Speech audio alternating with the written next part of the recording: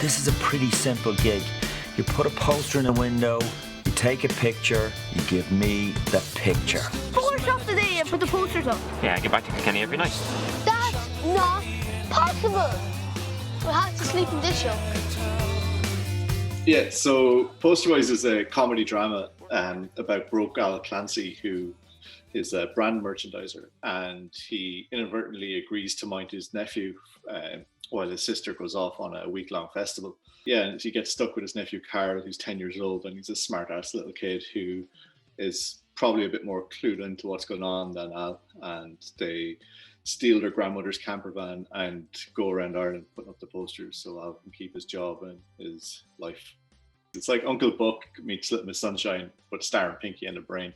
So it's a lot of fun, got a bit of heart, and it's just a good almost family-friendly road trip. Can you help me fix it? How are your wiper blades? I need to get to Kilkenny now. Yeah, your wipers are fucked. I didn't really have an idea or anything like that, but then I was hanging around with my nephew Ryan, who plays Carl in the film, and we always get on really well, but I just kind of noticed that we have like this, we're friends more so than like whatever an uncle is supposed to be, and I started kind of thinking like, what actually is an uncle supposed to be? It's a defined person that we all know exists, but we don't have any real role for it. Like, you know what a father is, you know what a mother is, but like what exactly is an uncle? So like one of the stipulations that his mom had for, you know, doing this was that he would be home and in bed for 10 o'clock every night. So like every shooting day, like we're like, right, how far can we go today and still make it back in time for the 10 o'clock? So like we'd pack everything into the camper van, the camera, the crew, the food, the costumes, everything.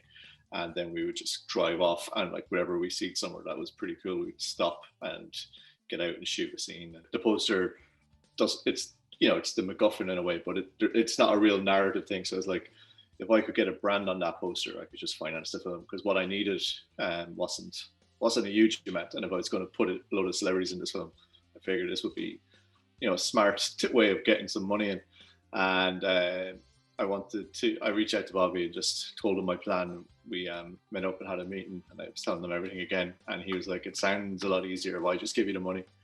And like, we're only looking for 25,000, which, you know, it's a lot, but when you're making something like this, it's also not a lot. When Bobby said that, we kind of just shut up and waited for the meeting to be over in case we ruined it.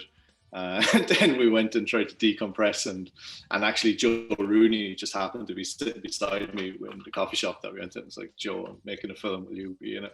He was like, yeah, here's my number. And I was like, okay, sweet. Who are you calling? Lock the fucking door, Shane. Okay, I'm not racist, but you're definitely not from a Jamaican father. I think we look great. Like you say, with something like this and this small, even in the best of times, the odds are against it, you know, doing this well anyway. So when COVID happened, we were still finishing it, like through COVID.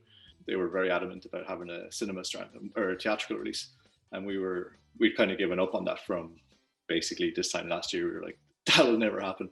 But feeling good or having a happy ending to anything is never a bad thing. So yeah, I think we need a feel good story or two. Today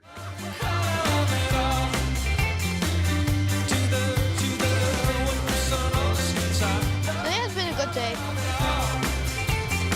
This whole week has been a good day.